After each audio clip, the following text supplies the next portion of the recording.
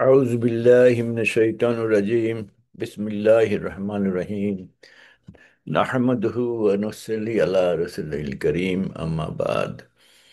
الحمد لله رب العالمين وصلى الله على خير خلقه محمد أجمعين برحمتك يا أرحم الراحمين. আসসালামু আলাইকুম ওয়া রাহমাতুল্লাহি ওয়া বারাকাতুহু। আজকে আমার এই ছোট্ট আলোচনার মাধ্যমে আমি কোরবানি বা উদিয়ার সম্বন্ধে দুই চারটা কথা বলবো। কোরবানি বা উদিয়া আমরা সবাই করে থাকি জিলহজ মাসের হজের সময়, এবং জিলহজ মাস সমাগত, এবং জিলহজ মাসের একটা প্রধান আমাদের ধর্মীয় অনুষ্ঠান হচ্ছে হজ। আর হজের সাথে এই কোরবানিটা সম্পৃক্ত। হজ শেষ হলে পরে কোরবান দিতে হয়। আর আমরা যারা হজ করতে যাই না, তারাও ঠিক যখন ঈদ উদযাপন করি তখন কোরবান দেই। আর কোরবানি বা উদিয়ার গভীর আধ্যাত্মিক তাৎপর্য আছে, যা আমাদের আল্লাহর কাছে আত্মসমর্পণ, আমার আত্মার পরিশুদ্ধি, যাকে আমরা বলি তাজকিয়াতুন নফস, আল্লাহর প্রতি সক্রিয় এবং কৃতজ্ঞতার একটা প্রতীক হিসেবে ব্যবহার করে থাকি। যে এই কোরবানির মাধ্যমে আমরা আমাদের আত্মাকে পরিষ্কার করে চেষ্টা করি, আল্লাহর প্রতি আত্মসমর্পণ করি, এবং আল্লাহর কাছে আমরা সক্রিয় বা কৃতজ্ঞতা আদায় করি। এই কোরবানি যদি আমরা আন্তরিকতার সাথে সমাপন করতে পারি, তবেই আল্লাহর সাথে আমাদের বন্ধনকে শক্তিশালী করতে পারবো, এবং আমাদের সামগ্রিক সম্প্রদায়ের প্রতি একটা অনুভূতি জাগ্রত হবে। দেখুন না, কোরবানির সময় আমরা সবাই একসাথে কোরবানি দেই, ঈদের নামাজ পড়ি, এবং এটা সারা পৃথিবীর ভ্রাতৃত্ব, সারা পরিবারের একটা আত্মীয়তার সম্পর্ক, সব কিছু একটা পাড়া প্রতিবেশীর সাথেও একটা নতুনভাবে একটা সম্পর্কের, একটা সহানুভূতির একটা উদ্বেগ হতে পারে কোরবানির মাধ্যমে। কোরবানিটা আসলে কিন্তু একটা এটা সমষ্টিগত প্রচেষ্টা, ব্যক্তিগত প্রচেষ্টায় সমষ্টিগত একটা উদাহরণ হিসেবে ইসলামের একটা একটা অত্যন্ত আহ এক্সাম্পল হিসেবে নেওয়া যেতে পারে। আল্লাহ সুবহানাহু ওয়া তাআলা সূরা আল হাজের 22 নম্বর সূরা 37 নম্বর আয়াতে বলেছেন যে এগুলোর গোশত রক্ত আল্লাহর কাছে পৌঁছে না, কিন্তু পৌঁছে তার কাছে তোমাদের মনের তাকওয়া। এমনভাবে তিনি এগুলোকে তোমাদের বশ করে দিয়েছেন যাতে তোমরা আল্লাহর মহত্ব ঘোষণা করো, এবং এই কারণে যে তিনি তোমাদের পথ প্রদর্শন করেছেন। সুতরাং সৎকর্মশীলদের সুসংবাদ শুনিয়ে দাও। আচ্ছা, এই আয়াতটির যদি আমরা কিছুটা বিশ্লেষণের চেষ্টা করি, তাহলে আল্লাহ প্রথমে বলেছেন যে কোরবানির কোনো গোশত, কোনো রক্ত আল্লাহর কাছে পৌঁছে না। আল্লাহ কোরবানির পার্থিব দিকটা দেখেন না, আল্লাহ দেখেন আধ্যাত্মিক দিকটা। অর্থাৎ কি তাকওয়ার সাথে আমরা কোরবানি যা সম্পাদন করছি, সেটাই আল্লাহর কাছে প্রধান উপলক্ষ হিসাবে ধরা পড়ে। আর তাকওয়া হচ্ছে ইসলামে আল্লাহর প্রতি সচেতন হওয়ার ও জ্ঞান রাখার অবস্থা। যে আল্লাহর প্রতি আমরা কতটুকু সজ্ঞান, কতটুকু সচেতন প্রত্যেকটা ক্ষেত্রে, এবং এই আল্লাহ সচেতনতাকেই বোঝায় তাকওয়া, যার মধ্যে রয়েছে আমাদের সকল কর্মে আল্লাহর প্রতি সচেতন সমর্পণ, এবং সকল ক্ষেত্রে আল্লাহর সাথে অবাধ্য অবাধ্যতা এড়াতে আমাদের আন্তরিক চেষ্টা করা। এটি হচ্ছে আমাদের তাকওয়া।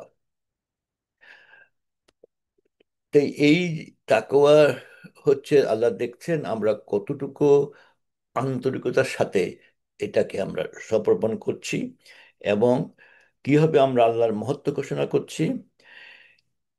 মহত্ব ঘোষণা করছি কি কারণে বলছি?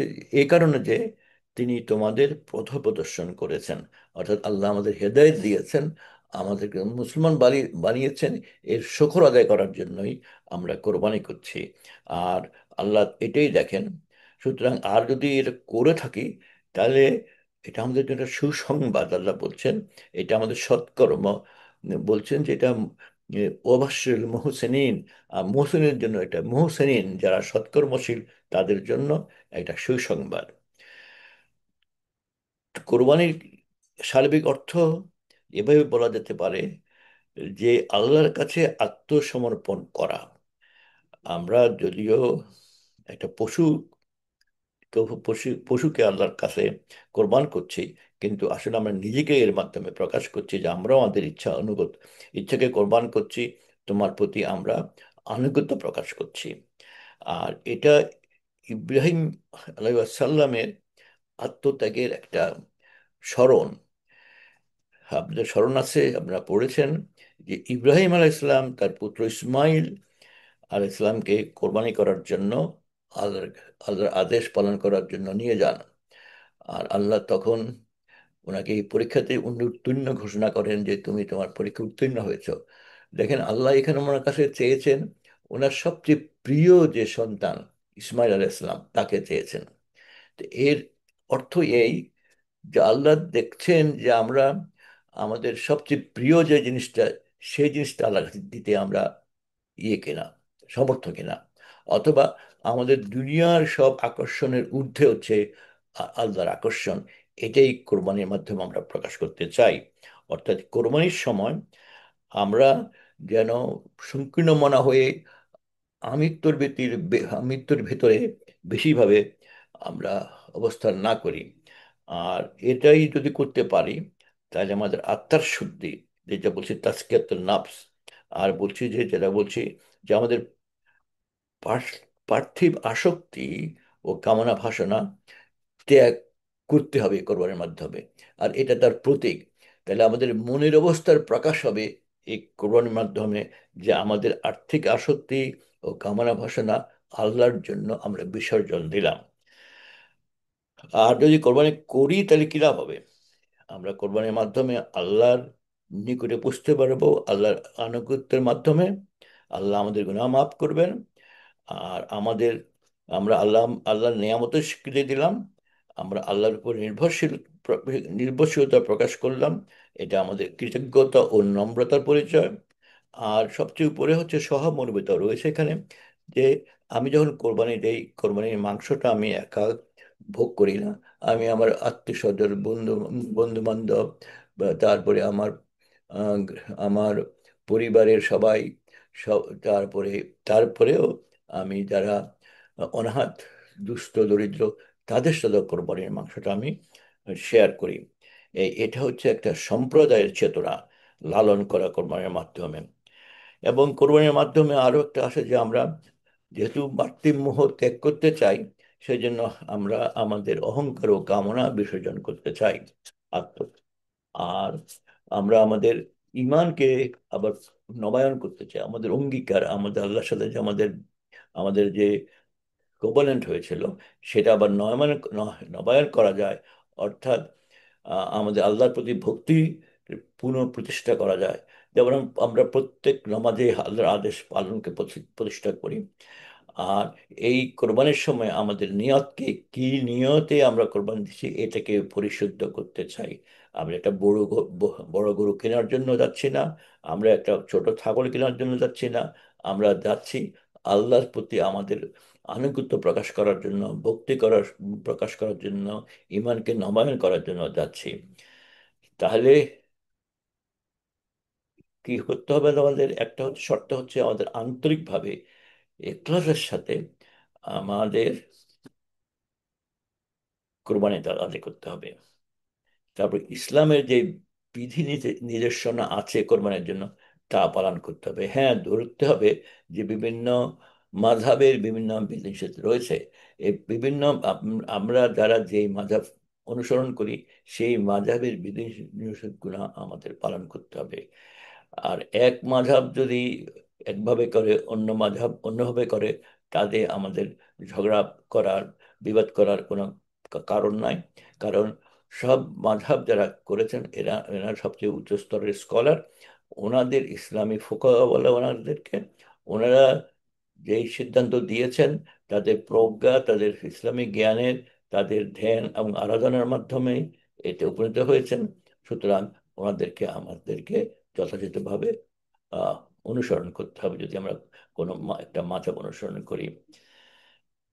তাহলে এবং আল্লাহর প্রতি নির্ভরশীলতা, আল্লাহর নিয়ামতের স্বীকার করা এই কোরআনের মাধ্যমে আমাদের উচিত।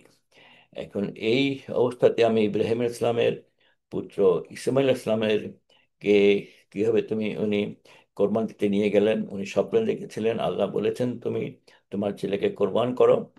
উনি ছেলেকে জিজ্ঞেস করলেন যে আমি কি করব। উনি বললেন যে আল্লাহ যদি তা আদেশ করে থাকেন তাহলে তাই হবে।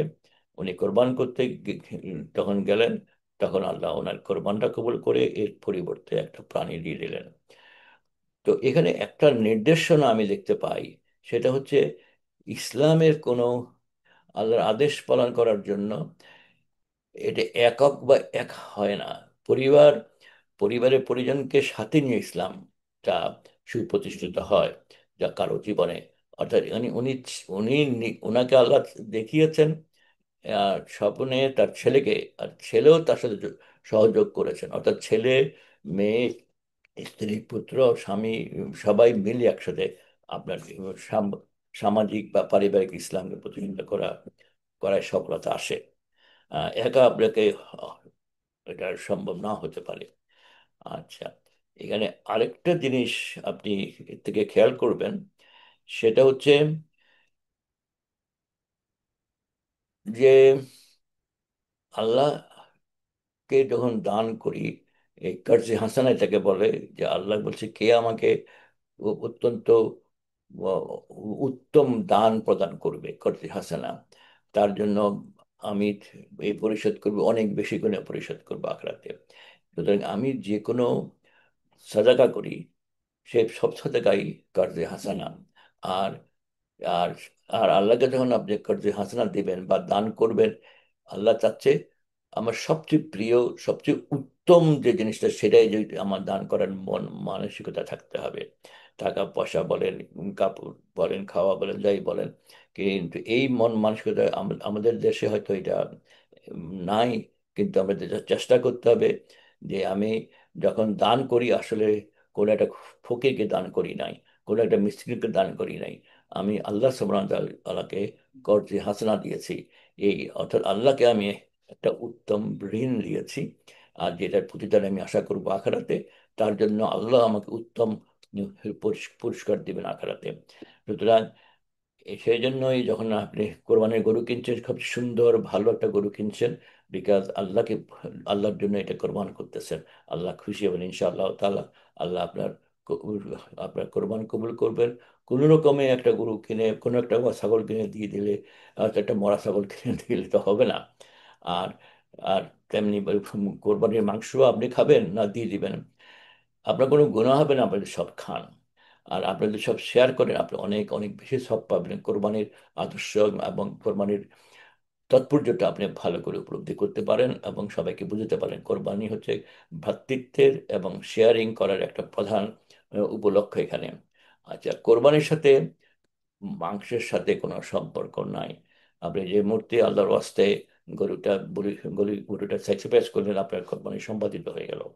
সেটা মনে রাখতে হবে।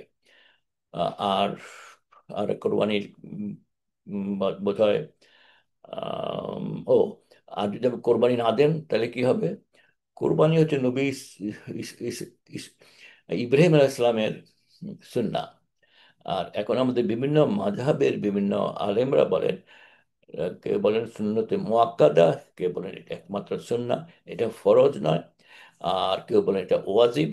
তবে সুন্নতে মুআক্কাদা যেটা, সেটাই ওয়াজিবের মধ্যে পড়তে পারে। আমার আমার ব্যক্তিগত মতামত হচ্ছে যে কোরআনে যেটা উল্লেখিত আছে এটা একটা ফরজ, আর তারপরে সুন্নত। এখন আলেম ওলামাগণ রসুল আমার নবী সাল্লাল্লাহু আলাইহি সাল্লাম যেটাকে বেশি বেশি করে করতেন, সেটাকে ওনারা ওয়াজিব বলে আখ্যা দিয়েছেন, কোনটাকে সুন্নতে মুআক্কাদা বলে আখ্যা দিয়েছেন। তো কিন্তু এটা আমাদের ব্যাপার, আমরা নবী সাল্লাল্লাহু আলাইহি সাল্লামকে ইজ্জত করি, ভালোবাসি, ওনার উম্মত, ওনাকে আমরা অনুসরণকে আল্লাহ বলেছেন। তো আমাকে এবং আমার ওনাকে, আল্লাহকে এবং তার নবীকে অনুসরণ করার জন্য উনি যেটা বেশি বেশি করে করেছেন, বেশি বেশি করে যেটার উপর উনি আম, উনি ইম্পর্টেন্স দিয়েছেন, ওইটাকেই একদম যেটা নবী করিম সাল্লাম কোনোদিনও ত্যাগ করেন নাই, ওটাকে সুন্নতে মুআক্কাদা বা ওয়াজিব বলে আলেমগণ আখ্যায়িত করেছেন। সুতরাং আপনি যাই মনে করেন না, তোর কোরবানি করাটা যদিও ফরজ না হয়, তবু আমাদের জন্য অবশ্যই করণীয় বলে আমি মনে করি। তো এই বলেই আমি আমার বক্তব্য এখানে শেষ করতেছি। তো ওয়াকরু দাওয়ানা আলহামদুলিল্লাহ রাব্বিল আলামিন। আপনারা সবাই সবার জন্য দোয়া করবেন, আমার জন্য দোয়া করবেন। কোরবানির বিধিনিষেধ সবগুলো আপনি ইয়ের কাছ থেকে জেনে নেবেন, আপনাদের আলেমদের কাছে, যে আপনাদের মযহাবে কোরবানি করার কি শর্ত আছে, শর্তগুলো পালন করবেন। তবে জিলহজের প্রথম 10 দিনের কি কি ধরনের ইবাদত করতে হয়, আর কখন রোজা রাখতে হয়, তারপরে কখন তালবিয়া করতে হয়, সব জেনে ওইভাবে প্রথম 10 দিনের ইজ্জত এবং প্রথম 10 দিনের ইম্পর্টেন্স অনুযায়ী নিজের ইবাদতগুলো করবেন। এই বলে আমি শেষ করছি। ওয়াকরুদ্দাওয়ানা আলহামদুলিল্লাহ রবিল আলমিন। আসসালামু আলাইকুম রহমতুল্লাহ বরকাত।